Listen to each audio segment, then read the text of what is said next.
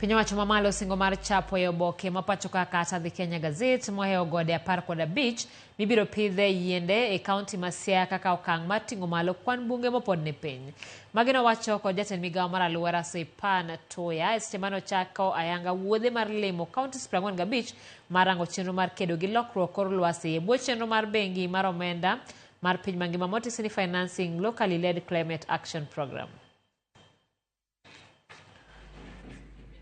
Siaya, in terms of tree cover or forest cover, we're not doing very well, but with the assurances that I've gotten from the Cabinet Secretary and with the commitment of the county government and our people, I think we can turn it around.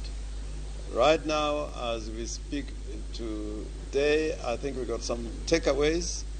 I have requested the Cabinet Secretary to gazette some of our hilltops because we only have 2 hilltops which are gazetted.